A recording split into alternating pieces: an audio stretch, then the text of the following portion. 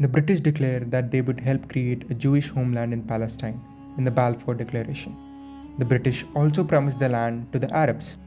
How did this mess come to be in such a chaotic state where Arab world can't see eye to eye in solving the Palestinian question? This video answers a few questions. The context from the War of Independence of Israel to the Sinai Campaign, why it happened, and the major events responsible for the political development of such a calamity that would change the course of Middle Eastern history. Let's begin with the advent of Zionism. Zionism advocated for the establishment of state for the Jewish people, but why would thousands of people leave their home to move to a distant land? Well, du meine Arbeit für richtig hältst, ob du glaubst, dass ich fleißig gewesen bin, dass ich gearbeitet habe, dass ich mich in diesen Jahren für dich eingesetzt habe. European anti-Semitism, first Polish and then German, left them with no choice. Britain's Balfour Declaration pledged to build a Jewish national home in Palestine. Thousands migrated from all over the world to Palestine. By the 1940s, the Jewish community was thriving. They established schools, infrastructure development, and communities, and the most important of them all, the Haganah, to defend their settlement while the British abandoned them. The Jewish national home was already beginning to rapidly develop. The local Arabs of the area were furious. Till now, they had tolerated the Jews by considering them inferior to Islam, but this was too much. Every wave of Jewish immigration from 1920s to 1936 ignited more violent reactions. And in 1936, Arabs revolted against all things European. The revolt lasted for 3 years. This was precisely the period where, for the second time, the world would go to shit. The Arab revolt brought up the idea of Pan-Arabism, which transcended race, religion, or anything for that matter. It would be a united state containing Syria, Lebanon, Jordan, Palestine, and Iraq.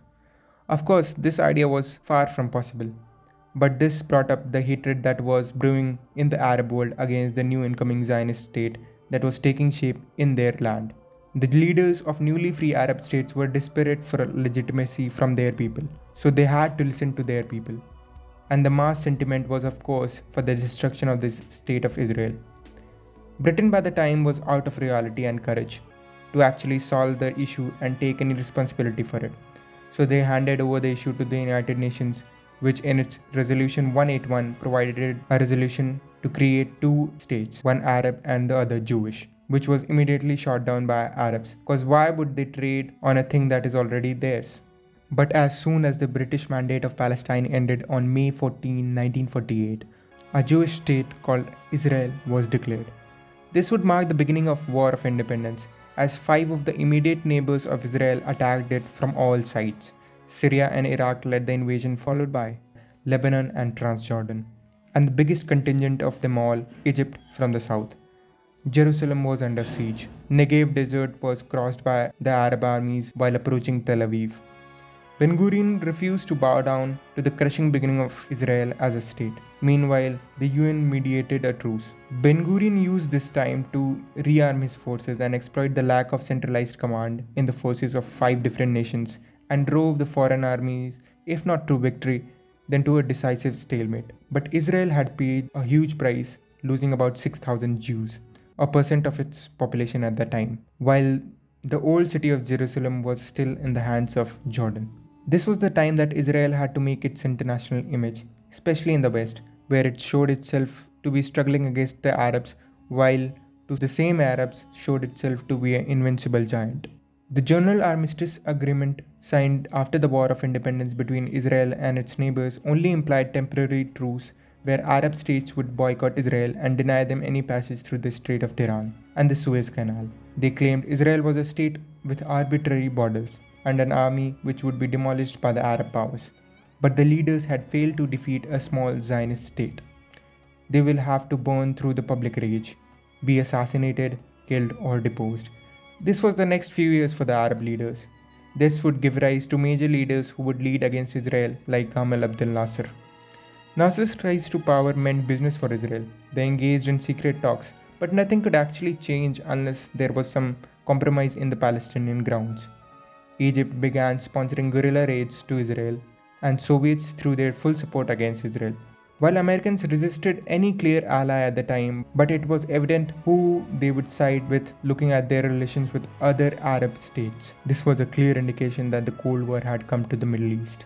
Nasser's intensification of guerrilla raids across Israel drew slack from Israel, where they raided Gaza on Feb 22, 1955, which claimed life of 52 Egyptian soldiers and 8 Israelis. This ignited the countdown to war. Violence spiraled, and Nasser attacked politically inept Hashemites of Jordan and Iraq for being quiet observers of the violence.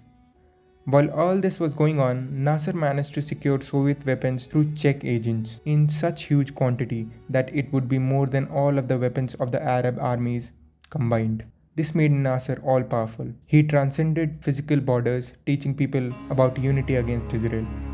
Nasser, being the ultra Arab nationalist that he was, he decided to nationalize the Suez Canal, making the British and the French nervous. President Nasser delivering his fiery speech telling of his nationalization of the Suez Canal. This was the beginning of the devious plan where the Jews would create chaos in the Suez and the French and British would come to save the day, and while doing so, avoid the nationalization of the Suez. This would be beneficial for all three parties involved. The British and French would keep the canal, and Israel would have open Tehran and Suez for them, and thus weakening Nasser. This was another war at the door, known to Israel as the Sinai Campaign and to Arabs as the tripartite aggression. This began on October 29. When Israeli paratroopers landed in Mitla Pass, the Europeans issued an ultimatum to stop fighting in the Sinai, which as planned was ignored by Israel and of course Nasser. And Nasser got a chance to whoop Israel in their land. Meanwhile, Israeli armored columns headed by Moshe Dayan broke through Egyptian lines and rolled through Gaza, while the Egyptians panicked and retreated. This was too swift of Israel. They had single-handedly gotten rid of the Egyptians in the Sinai. The invasion stopped on November 4, just 7 days of fighting. This was a remarkable invasion on ground, but politically it was a mess. Every country was quick to condemn the aggression of Israel. The British and French Armada succumbed to the international pressure and withdrew their troops from the region. For the Israelis, it was a different picture. They were in control of Sinai, Gaza, and the free passage of Tehran. They demanded for the free passage through the Strait of Tehran and the protection against all border raids in the negotiations with Egypt, mediated by the UN and US. This would follow great amount of diplomacy from all parties, leading to the creation of United Nations Emergency Force in Sinai to oversee the British and French withdrawal from the area and keep peace. This was a bad deal for Nasser. He saw it as a reward for Israeli aggression, so he was granted the rights to evict United Nations forces whenever he saw fit, after the UN inspection. Israel was also promised free passage through Tehran. By the next year of March 11, 1957, United Nations forces were in Sinai, and Israel withdrew all the soldiers it had in the Sinai. So in this war, who lost the most? The coalition of French and the British did, losing Suez after all. This was a weird war, where both parties that fought had won something.